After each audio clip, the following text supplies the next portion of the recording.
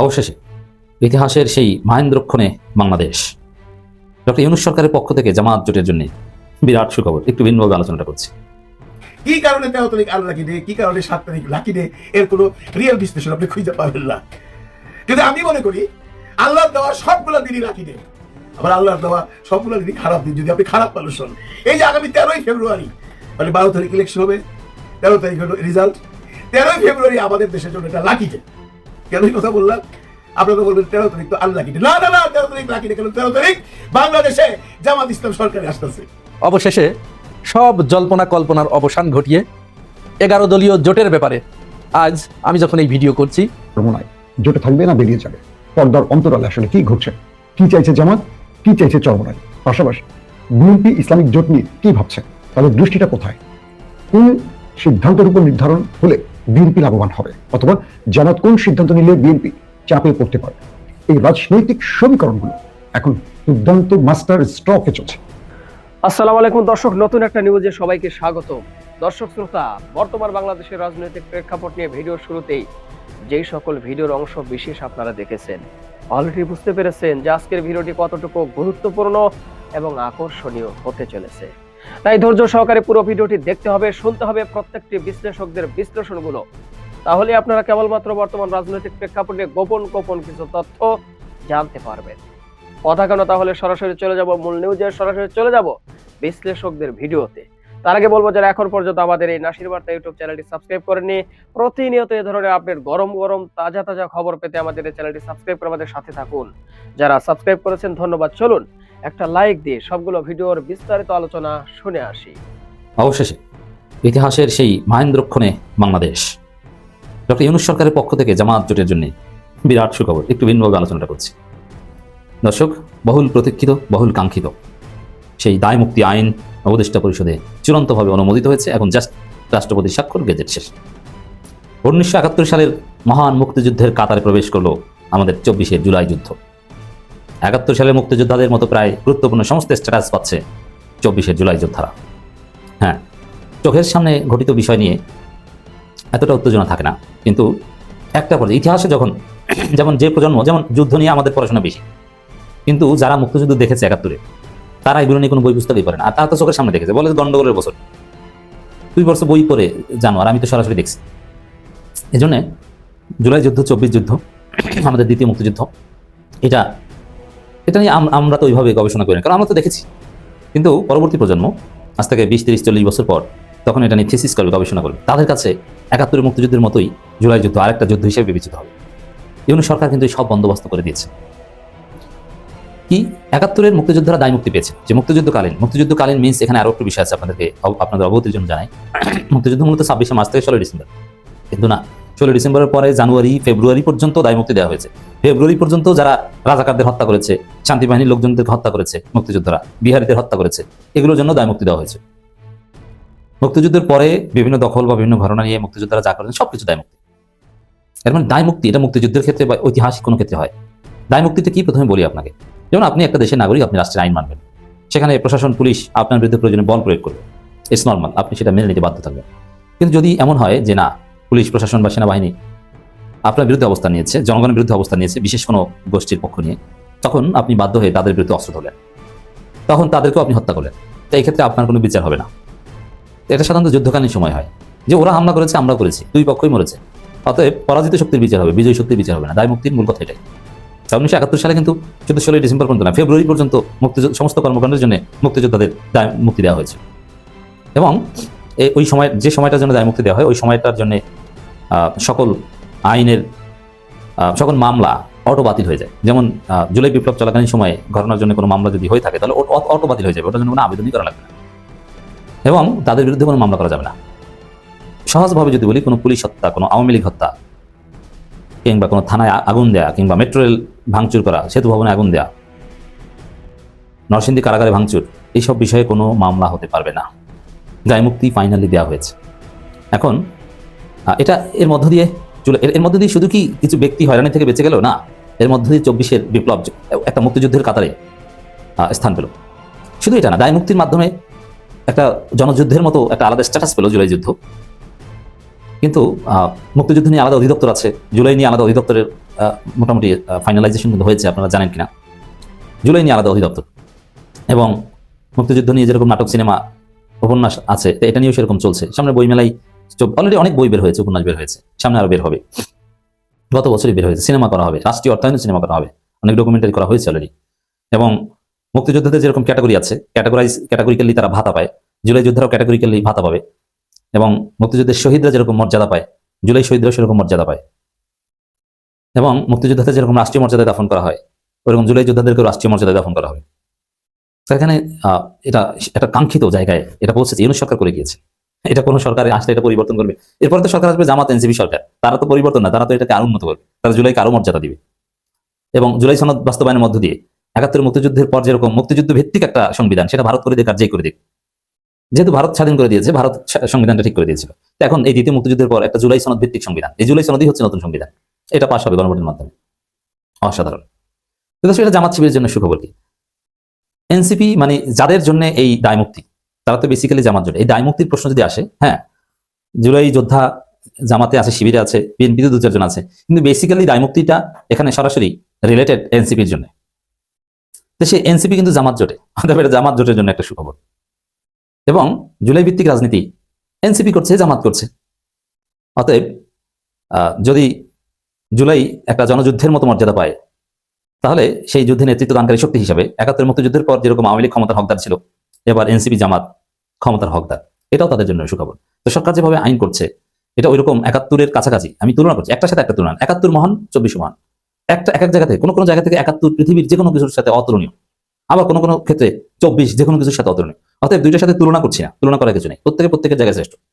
যেমন ৭১-তে আমরা সশস্ত্র যুদ্ধ করেছি, আমরা জানতাম যারা সরাসরি গুলি করে হত্যা করবে, এবং আমাদের অস্ত্র ছিল, ভারত অস্ত্র দিয়েছে, ট্রেনিং ছিল। কিন্তু ২৪-এ দেখেন সরাসরি হেলিকপ্টার থেকে গুলি, ২০০-র মতো শিশু হত্যা করেছে। আপনি চিন্তা করেন, মায়ের কোলে থাকা শিশু, দুধের শিশুকে হত্যা করেছে, কি বিভৎসতা! এটা আপনি কিসের সাথে তুলনা করবেন? হেলিকপ্টার দিয়ে গুলি, ঘরের মধ্যে গুলি, গণকবর, কি নাই ২৪-এ? এমন কোনো ট্রেনিং ছিল না।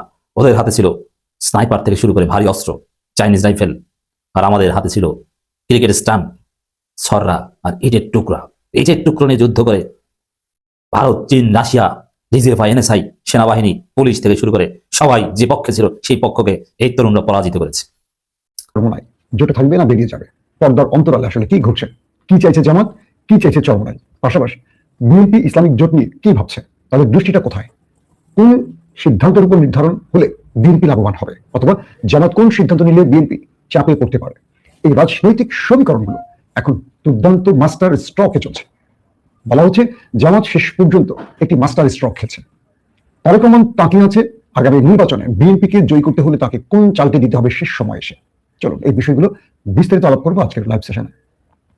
কালকে পর্যন্ত খবর হলো জামাত বা ইসলামিক যে জোটটি, সেই জোটটিতে একটি আসন বন্টন হয়েছে। পূর্বে আমরা দেখেছি যে জামাত ইসলামী প্রায় ২০০ আসন নিজের ঘরে রেখে বাকিগুলো তারা বন্টন করেছে। তো এই ক্ষেত্রে আমরা প্রথম থেকে যে আসন বন্টনের খবরগুলো আপনাদের দিয়েছিলাম, সেখানে কিছু পরিবর্তন এসছে। সেই পরিবর্তন দেখা গেছে যে জামাত ইসলামী নিজেদের ঘরে রেখেছে, অর্থাৎ তাদের পক্ষে রেখেছে ১৭৯, অর্থাৎ 179, ১৭৯টি আসন জামাত তার পক্ষে রাখছে। বিপরীতে এনসিপি কে জামাত বা ইসলামিক জোট দিচ্ছে ৩০টি আসন। বাংলাদেশ খেলাফত মজলিস, তাদেরকে দেওয়া হচ্ছে 20টি আসন। খেলাফত মজলিস তাদের দেওয়া হচ্ছে 10টি। একটি হলো বাংলাদেশ খেলাফত মজলিস, অন্যটি খেলাফত মজলিস। এই দুটো মিলে 30টি পাচ্ছে, 20 এবং 10। এলডিপি সেটি পাচ্ছে 7টি আসন। এবি পার্টি 3টি আসন, বাংলাদেশ ডেভেলপমেন্ট পার্টি 2টি আসন, নিজামে ইসলাম 2টি আসন। তো এখানে এই আসন বন্টনের পর নবী আর থাকে 45 বা 46টির মতো আসন। এই আসনটা খালি রেখেছে জামাত ইসলামী। তাদের পরিকল্পনা হলো যদি ইসলামী আন্দোলন বাংলাদেশ মানে চরমোনাই যদি আসে, সেক্ষেত্রে এই আসনটা তাদের দেওয়া হবে। এটা ছিল কালকে রাতে জামাত ইসলামের প্রেস ব্রিফিং এবং সিদ্ধান্তের আলোকে আসন বন্টন। কিন্তু ভেতর থেকে যে খবরগুলো আমাদের কাছে বারবার আসছে এই মুহূর্তে, বা চরমোনাই শিবিরের সাথে আমাদের আলাপচারিতার মাধ্যমে চরমোনাই শীর্ষ দুজনের সাথে আমার কথা হয়েছে কয়েক দফা রাতে। তো সেখানে আমি এইটুকু বুঝতে পারছি যে হয়তো এখন পর্যন্ত যদি রাতের পর সকালে কোনো সিদ্ধান্ত পরিবর্তন না হয়, সেক্ষেত্রে চরমোনাই এই জোট থেকে বেরিয়ে যেতে পারে, এমন একটি আভাস তারা দিয়েছেন। চরমোনাই এই জোট থেকে বেরিয়ে যেতে পারেন এমন একটি আভাস তারা দিয়েছে। তবে আজকে বোধহয় তারা বিকেলের দিকে একটি প্রেস কনফারেন্স করে তারা এটা জানাবে। এখন বিষয়টা হলো যে যদি চরমোনাই জোট বেরিয়ে যায়, তাহলে কি হতে যাচ্ছে আগামী সময়গুলোতে, বা জামাত জোট কি কোনো রকম বড় চাপে পড়ে যাবে? এটা নিয়েও এখন বিভিন্নভাবে বিভিন্ন মহলে কথা হচ্ছে। প্রশ্ন করতে পারি জামাত ইসলামকে। আমি জামাতের একজন শীর্ষ নেতার সাথে কথা বললাম, তারা কি সিদ্ধান্ত নিচ্ছে যদি চরমনাই বেরিয়ে যায়। জামাত বলছে তারা এই ইসলামী জোটটাকে ধরে রাখার জন্য সর্বোচ্চ স্যাক্রিফাইস করার ইচ্ছা পোষণ করছে, এবং তারা বারবারই ইসলামী আন্দোলন এই জোটের সাথে কথা বলছে, জোটের বিভিন্ন দলের সাথে কথা বলছে। কালকে একটি গুরুত্বপূর্ণ বৈঠক হয়েছে, অনেকটা গোপনীয়তার সাথে বলা যায়, আবার ওটা বলা যায় রুদ্ধতার বৈঠক। সেখানে এনসিপি, এলডিপি, এবি পার্টি, জামাত ইসলামেরা সবাই, মামুনুল হকের সকল গ্রুপগুলো বসছে। তো সেই গ্রুপে আমরা যতটুকু খবর পেয়েছিলাম যে চরমনাই ছিল না, তারপরে তারা প্রেস কনফারেন্সটি করেছে। এখন প্রশ্ন হলো যে চরমনাই জামাতে থাকলে এই জোটটি শক্তিশালী হবে বা জামাত লাভবান হবে, নাকি চরমনাই বেরিয়ে গেলে বিএনপির লাভ হবে? এটারও যদি আমরা একটু হিসেব মেলাতে চাই, সেক্ষেত্রে যেটা বুঝতে পারি যে জামাতের মতো একটা বড় গ্রুপ চাইছে তারা মানে চরমনাই এই জোটে না থাকুক। কারণ চরমনাই প্রথমে জামাতের কাছ থেকে 100 আসন চেয়েছে, এর পরবর্তী তারা 70 থেকে 80টি বা 80 থেকে 70টি আসন চেয়েছে, তারপরে তারা নেমেছিল 60টি আসনে, এখন পর্যন্ত তারা 60 আসনে বহাল রয়েছে। অর্থাৎ এই জোটে তারা থাকবে যদি জামাত তাদের শেষ পর্যন্ত 60টি আসন দেয়। আর জামাত সর্বোচ্চ প্রথমে তাদেরকে 30, 35, এরপর 40। কালকে প্রেস কনফারেন্সে বোঝা গেছে যে তারা 45 থেকে 46টি আসন সর্বোচ্চ দিতে পারে এই দলটিকে। এরপরে মোটামুটি চরমনাই সিদ্ধান্ত নিয়েছে তারা একক নির্বাচন করতে পারে। আর এই মুহূর্তে চরমনাই বিএনপি জোটে যাবে কি যাবে না এই প্রশ্নটিও আসছে না, কারণ বিএনপি এই ব্যাপারে কোনো আগ্রহ দেখাচ্ছে না। দুটো বিষয় খেয়াল করেন, চরমনাই যদি জামাত জোটে থাকে সেক্ষেত্রে এটা সত্য কথা যে সারা দেশে 2 থেকে 3% ভোট বাড়বে। চরমনাইয়ের ভোট সবচেয়ে বেশি রয়েছে বরিশালে। বরিশালে তাদের বলা হচ্ছে কয়েকটি জরিপে যে 6% ভোট আছে বা 7% ভোট আছে, কিন্তু বরিশালের বাইরে সারা দেশের যদি আমরা হিসেব কষি সেখানে 1.5% থেকে সর্বোচ্চ 3% ভোট চরমনায় রয়েছে। তো বিএনপির বিরুদ্ধে যদি জামাতকে ক্ষমতায় যেতে হয়, বিভিন্ন নিরপেক্ষ সংস্থার যে জরিপ, সেই জরিপ বলছে যে জামাত ইসলামের ভোট রয়েছে, মানে সকল দলগুলোর যে পারসেপশন সেই হিসেবে জামাতের ভোট রয়েছে 35 থেকে 37%। এবং এনসিপির যে জরিপটি এসেছে সেখানে বলা হচ্ছে এনসিপির ভোট রয়েছে 7 থেকে 8%। তাহলে আপনি জামাতে 35 বা 37-এর সাথে যদি 8 যোগ করেন বা 7 যোগ করেন, তারপর এবি পার্টি, তারপর রয়েছে খেলাফতে মজলিস এবং বাংলাদেশ খেলাফতে মজলিস মানে মামুনুল হকদের দল, এবং রয়েছে এলডিপি। তো আমরা এলডিপি বা এবি পার্টি এটা সারা দেশে এদের এখনো ভোটের সেই পরিসংখ্যান হিসেবে আনা যাবে না, এটা মাইনাসের ক্যাটাগরিতে আছে, নতুন দল। আর এনসিপির ভোটার থাকার কারণ হলো যে তারা জুলাইয়ের একটি দল এবং তরুণদের দল, তরুণদের মধ্যে এই জরিপটিতে দেখা গেছে তাদের জনপ্রিয়তা 7%-এর কোঠায় রয়েছে। তবে এখানে ইন্টারেস্টিং ব্যাপার হলো যে খেলাফতে মজলিস বা বাংলাদেশ খেলাফতে মজলিস বা মামুনুল হকদের এই জামাত ইসলামের জোটে থাকার কারণে যেটা হবে যে কাউমি ভোটগুলো জামাতের ঘরে আসবে। অর্থাৎ বাংলাদেশে একটা বিশাল সংখ্যক ভোট রয়েছে কাউমিদের। পাশাপাশি এই কাউমিরা যদি জামাতের বাইরে থাকতো, এরা জামাতের বিরুদ্ধে প্রচন্ড পরিমাণে প্রচারণা মানে উল্টো প্রচার চালাতো। তো এটি এবার হবে না, কারণ এদেরকে প্রায় 30টি আসন দেওয়া হচ্ছে, 20টি এবং 10টি করে। তো কাউমিদের এই ভোটগুলো জামাতের যোগ হবে। এক্ষেত্রে এই জোট থেকে বেরিয়ে যাওয়ার কারণে সবচেয়ে বড় চাপে পড়বে চরমনাই। আমি এই বিষয়টি চরমনাইদের 2-1 যারা শিশুদের সাথে, শীর্ষ নেতার সাথে কথা হচ্ছে, তাদেরকে আমি বলেছিলাম যে আপনারা বড় চাপে পড়ে যাবেন, কারণ এই পর্যন্ত কখনো চরমনাই কোনো একটি আসন বিজয় লাভ করতে পারেনি। আমি আমার আগের লাইভগুলোতে আপনাদের বলেছিলাম যে চরমনাইয়ের প্রবলেমটা হলো, রাজনৈতিক ক্যাটাগরিতে চরমনাই যে প্রবলেমটা পড়ে সেটা হলো এদের ভক্ত, অনুরাগী বা অনুসারী যথেষ্ট রয়েছে মোটামুটি বাংলাদেশে, কিন্তু এদের ভোটার কম। ভোটার কম মানে হলো যারা আওয়ামী লীগ করেন, জাতীয় পার্টি করেন বা যারা বিএনপি করেন, এরা মোটামুটি দিনের কাজে চরমনের মাহফিলে আসেন বা চরমনের অনুসারী হন। এরা শুধু ধর্মকে কেন্দ্র করে এই মানে কি বলবো চরমনাই বা ইসলামী আন্দোলনের জোটে আসে, তারা মাহফিলে আসেন বা তারা যে দিনের খেদমত করেন বাংলাদেশের বিভিন্ন প্রান্তে, আলহামদুলিল্লাহ তারা অনেক ভালো কাজ করছেন চরমনের ভাইয়েরা। এখানে মানুষ সবের আশায় আসেন বা দিন শিক্ষার জন্য আসেন, কিন্তু ভোটের ক্ষেত্রে এরা আওয়ামী লীগ বা বিএনপিকে বেছে নেয়, চরমনাইকে ভোট দেয় না। এটা মনে করে যে রাজনীতি আর ধর্ম আলাদা, রাজনীতি তারা ভোট নৌকায় দেবেন। অধিকাংশ ক্ষেত্রে দেখা যায় নৌকায় ভোট পায় চরমনের অনুসারীদের ভোট, আপনারা মিলিয়ে দেখবেন আমি মিথ্যা বলছি কিনা। এবং অনেক ক্ষেত্রে বিএনপিও ভোট কিছু পায়, কিন্তু চরমনের ভোটগুলো খুব কম, মানে একেবারে যদি বলি যে মাইনাস, তারা জামাতে পড়ে ভোটগুলো। তো হিসেবে কয়েকটি জরিপ সংস্থার সাথে কথা বলে যেটা বুঝলাম, তারা বলছে যে চরমনের অনুরাগীরা তারা জামাতে আসতে চায় না বা জামাতে ভোট দিতেও চায় না। তাদের মধ্যে যে থিমটা তৈরি হয়েছে, কারণ তারা দীর্ঘদিন জামাত বিরোধী হিসেবে পরিচিত বা জামাত বা চরমনে তারা একে অপরকে অপছন্দ করতো, আদর্শিক কারণ বলি বা যেটাই বলি না কেন। তো চরমনের যেহেতু চেইন অফ কমান্ড জামাতের মতো স্ট্রং না, যেমন জামাতের কেন্দ্রীয় আমির যদি বলে দেয় বা ছাত্র শিবিরের কেন্দ্রীয় প্রেসিডেন্ট যদি বলে দেয় এটা টেকনাফ থেকে তেতুলিয়া এটাই হবে, ওটা আর হবে না। কিন্তু চরমনের আমরা দেখছি যে বরিশালের মতো জায়গায় যেখানে চরমনাই খুব স্ট্রং, সেখানে তারা কখনো একটা আসন দূরের কথা, একটা পৌরসভার বিজয় জিততে পারে না। তাহলে ভোটগুলো কোথায় যায়, এত মানুষ কোথায় যায়? কারণ তারা ভোটের সময় আওয়ামী লীগ বিএনপিকে বেছে নেয়। তো এখন যদি চরমনাই জামাতের জোটে আসে, নিঃসন্দেহে ইসলামের খেদমত হবে, একটি বাক্স ইসলামের জন্য একটা শক্তিশালী প্ল্যাটফর্ম তৈরি হবে। কিন্তু চরমনাই জামাতকে এটুকু আশ্বস্ত করতে পারবে যে তাদের সকল ভোট ইসলামিক জোটে পড়বে, নাকি এখান থেকে বিএনপি জামাতের ভাগ হয়ে যাবে, একটা ব্যাপার। তাহলে চরমনাইকে জামাত যদি 50-60টি আসন দিয়ে দেয়, এই আসনগুলোর অনেক জায়গায় দেখা যাবে যে জামাত বিজয়ের সম্ভাবনা আছে, কিন্তু চরমনাইয়ের সাথে কোয়ালিশনের জন্য বা জোটের জন্য এগুলো তাদেরকে দিতে হবে। দেওয়ার পরে দেখা যাবে যে এই আসনগুলোতে জামাতের ভোটে চরমনাই হবে, কিন্তু চরমনাই যে আসনগুলোতে জামাতকে ভোট দেওয়া উচিত, চরমনাই লোকগুলো সেখানে ভোট দিল না, কারণ তাদের অনুসারীদের মধ্যে সেই মাইন্ডসেট আগে থেকে তৈরি আছে। আবার তারা নেতার নেতৃত্ব বা নির্দেশ খুব একটা মানবে না সাধারণ পিপল যারা চরমনাই। সেক্ষেত্রে জামাত আসন ছাড়লো, কিন্তু তারা তাদের ভোট যোগ করতে পারলো না। এটা জামাতের জন্য লস হবে। এটা কিন্তু বিশ্লেষণগুলো আসলে আমি সেভাবে বলছি, একটু নিরপেক্ষ জায়গা থেকে চিন্তা করবেন। তো জামাতের মধ্যে একটি গ্রুপ বলছে যে চরমনাইকে এতগুলো আসন না দিয়ে জামাতকে ভিন্ন চিন্তা করা উচিত। তবে জামাতের কেন্দ্রীয় বা মজলিসে শুরা বলি বা যাদের নীতি নির্ধারণী যে ফোরামটা আছে তারা বলছে যে না, আমরা একসাথে আন্দোলন করেছি 5 তারিখের পর, হাসিনা পতনের পর আমরা একটি বাক্সের জন্য সর্বশেষ চেষ্টাটা করে যাব। যেহেতু তারাও দিনের খেদমত করছে, আমরাও দিনের জন্য কাজ করছি, সো আমাদের চেষ্টা থাকবে যে আমরা একটি প্ল্যাটফর্ম থেকে এই কাজ নির্বাচনটি করবো এবং আগামী দিনে দেশ গড়ার ক্ষেত্রে আমরা একটি প্ল্যাটফর্মে দেশটি গড়বো। সর্বশেষ সেজন্যই জামাত ইসলামী কালকে রাতে তাদের আসন বন্টনের ক্ষেত্রে কিছু আসন 40-45টির মতো আসন তারা বাদ দিয়ে ঘোষণা করেছে।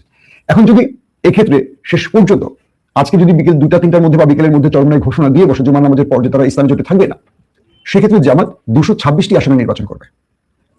চরমনাই আসনগুলো জামাতের যোগ হবে। 75টির মতো আসন বোধ হয় জামাত, বা 76টি আসন বোধ হয়, 76, 75 বা 74 এরকম একটি, ধরেন 74টি আসনের মতো জামাত তার জোটকে দেবে। আর বিএনপি তার জোটকে দিচ্ছে মাত্র 10টি আসন। তো বিএনপির 290 আসনের বিপরীতে জামাত ইসলাম 226টি আসনে ফাইট করবে। পাশাপাশি ভোটের পারসেপশন গুলো যদি আমরা যেটা প্রথমে বললাম যে বিএনপির কত পার্সেন্ট ভোট বা বিএনপির সাথে যারা জোট করছে তাদের কিন্তু ভোট পার্সেন্ট নাই, মাইনাসের ক্যাটাগরি, কিন্তু জামাত যাদেরকে পেয়েছে তাদের মোটামুটি একটা পারসেপশন আছে। আবার আন্দোলনে কেন্দ্র দখল, মারামারি বা একটা প্রেশার ক্রিয়েট তৈরি করা, এই ক্ষেত্রে বিএনপি তার জোটের যে মুখগুলো আছে তাদের ভূমিকা থাকবে না, বিএনপি এককভাবে ভূমিকা রাখতে হবে। জামাতের সঙ্গে এনসিপি আছে, যথেষ্ট পাওয়ারফুল একটি সংগঠন তাদের।